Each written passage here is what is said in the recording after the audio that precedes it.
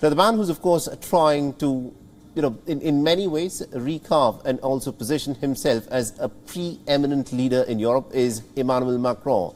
He's hoping to become the first French leader since 2002 to win a second term at the Élysée Palace. He's defined his politics to be centrist, but also has been at pains to point out that the difference between the right and the left in French politics does not matter anymore. His presidency, remember, has been plagued with several crises since his entry into politics. He has, of course, been trying really hard to convince the French public that it is important for them to repose their faith again in him. But has he done enough? So let's take you through the 5 defining moments of Emmanuel Macron's presidency over the course of the last 5 years. Now, Emmanuel Macron, of course, was the youngest president when he was elected as the president of the French Republic back in 2017 at the age of 39. He'd managed to win a landslide victory, getting almost about 66% of the votes and beating his far-right rival Marine Le Pen 5 years ago. Can he do it again this time? This is, of course, going to be a much more difficult sort of a battle. Now, Macron's fledgling centrist Republic on the Move party had crushed the remaining big parties that had dominated French politics for almost about half a century.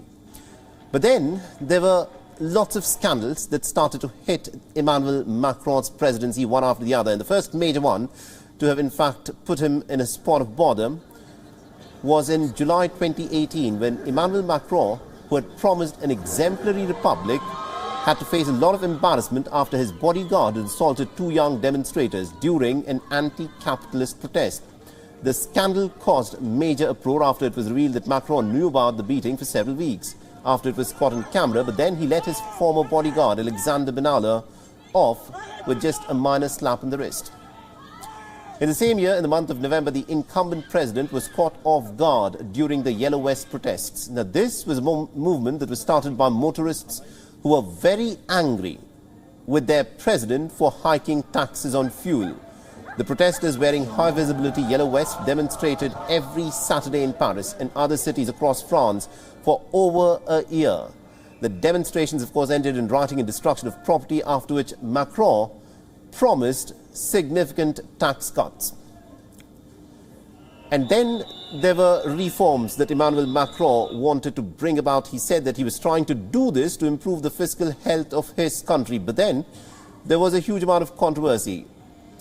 Now, there was an overhaul of the pension system in France, and believe it or not, Emmanuel Macron went after this particular group of people. He argued that the French need to work longer to keep the debt-ridden system afloat. He further proposed to increase the minimum age for a full pension from 62 to 64. That is to say, if you worked until 64 years of age, only then will you be eligible for a full pension, otherwise not. This angered a lot of people in France who'd worked for so many years. Macron also wanted to scrap the 42 special regimes that give workers some pretty advantageous pension packages. But his plans, of course, sparked weeks of union-led protests, which included a 6-week rail strike. Macron's plans were put on hold due to the coronavirus pandemic then. Which brings us to Macron's last defining moment of his tenure. In 2020, Macron announced that France was at war with COVID-19, and he placed the whole country under the first of the 3 lockdowns to halt its spread. France was one of the worst affected countries due to COVID-19, and over the course of the next 1.5 years, Macron was under a lot of pressure to deliver. He tried every trick in the book. He also adopted what he described as a whatever it costs approach, where he spent 160 billion euros to save jobs, improve health service, and also shore up the French economy.